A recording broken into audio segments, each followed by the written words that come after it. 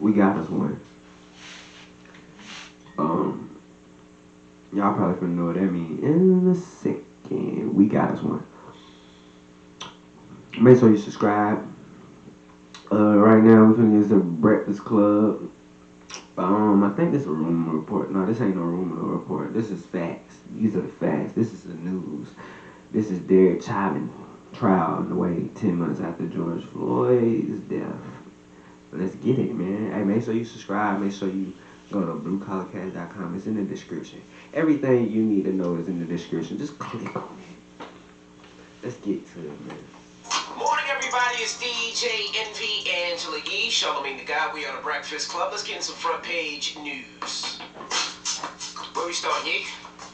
Well, let's start with Derek Chauvin and the trial that started yesterday that you can watch on Court TV. Now, this is the former Minneapolis police officer, Derek Chauvin, who knelt on George Floyd's head. And you know, we keep on talking about this number, 8 minutes and 46 seconds. But in the beginning, the prosecuting attorney was intentional about letting people know it was actually longer than that. You will learn that he was well aware that Mr. Floyd was unarmed, that Mr. Floyd had not threatened anyone, that Mr. Floyd was in handcuffs, he was completely in the control of the police, he was defenseless. You will learn what happened in that 9 minutes and 29 seconds when Mr. Derek Chauvin was applying this excessive force to the body of Mr. George Floyd. Whew, and that was the prosecuting attorney, Jerry Blackwell. Now, there were also 3 witnesses, including a 911 dispatcher and 2 bystanders who also took the stand for the prosecution to lay the groundwork for what happened with George Floyd's final moments. As far as the defense attorney is saying that it was basically George Floyd's fault because he was drunk. You will hear from Chris Martin, who is the store clerk at Cub Foods. Mr. Martin observed Mr. Floyd. He watched his body language. He interacted with Mr. Floyd in this moment.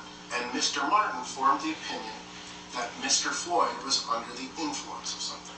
At 8:01 p.m., a second clerk from the Cub Foods named Omar Camaro called 911 to report Mr. Floyd. And during that call, Mr. Camaro, you will hear, described Mr. Floyd as drunk.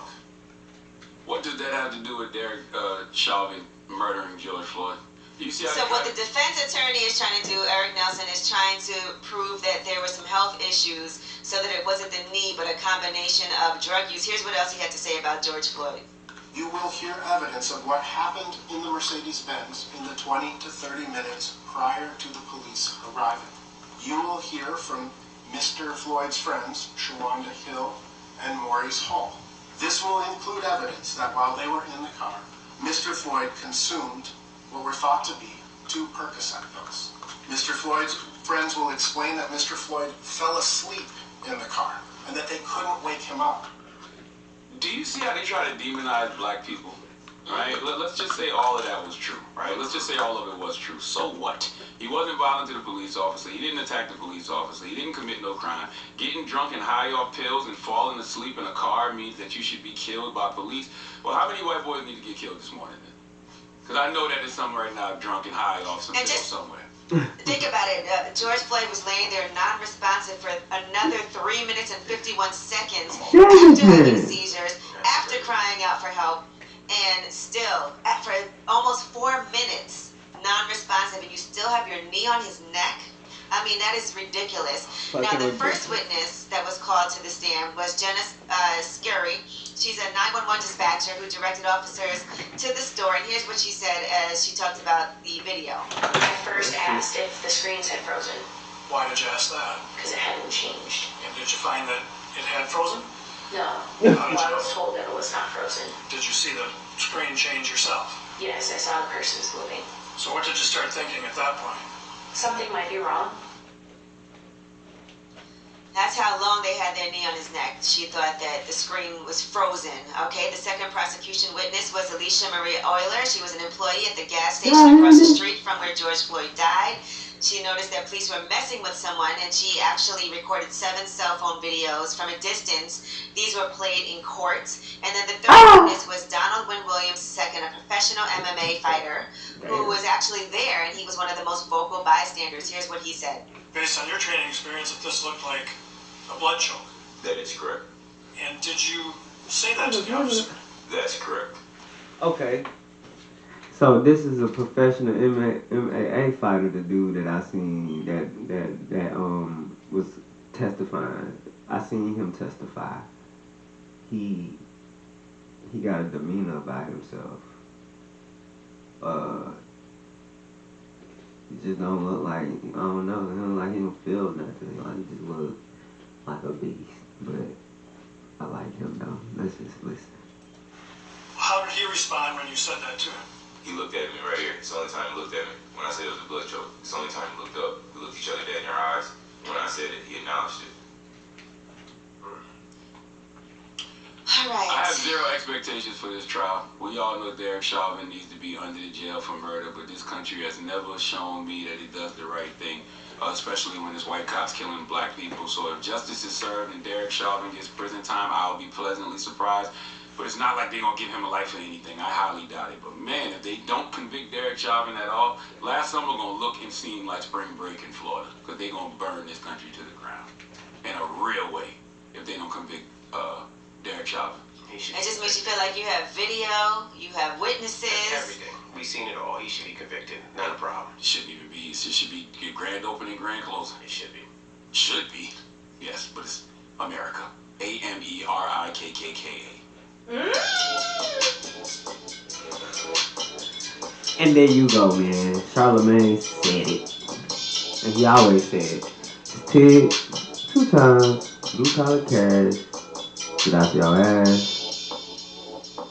And for some of y'all, you might want to go get you a bag.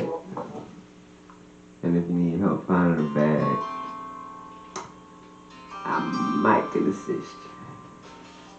Most of our ancestors had coal mining Oh, I know what we coming with next. The Coil Ray episode, $1 million worth of game.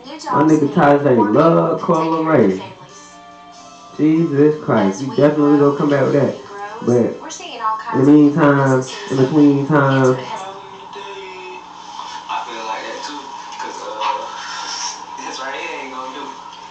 This is not gonna do. Bruh, I literally got 220s, Okay. 410s, 1 5, a whole bunch of ones. Right. Don't sound like a lot. All the ones, I started to feel like I'm Ray Charles. I got to the one. Oh, right. What this is? Oh, I'm blind. What is this?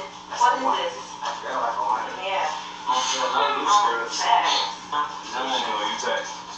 Throw a little tax on mine. Yeah, we throw a little tax on it. Did 2 times, still yeah. Throw a little tax on this. Y'all know I spent racks on this. Throw a little tax on this. Y'all know I spent racks on this. Throw a little tax on this. Y'all know I spent racks on this. Throw a little tax on this. Y'all know I spent racks on this. You know it's real fast I spit. My queens might snatch your bitch. They clean her up real quick. They see she been through shit. Deceiving me not clear. My team really ain't so fair. It seems like y'all don't care. Now we the ones unfair. Shorty wanna match my style. Shorty wanna act real wild. Shorty wanna pat me down. Shorty wanna make me proud. Meanwhile, I'm focused. Wake up, Uriel of my ocean. Trees up, lines cracked open. If you know me, you know. Throw a little tax on this. Y'all know I spent racks on this. Throw a little tax on this. Y'all know I spent racks on this.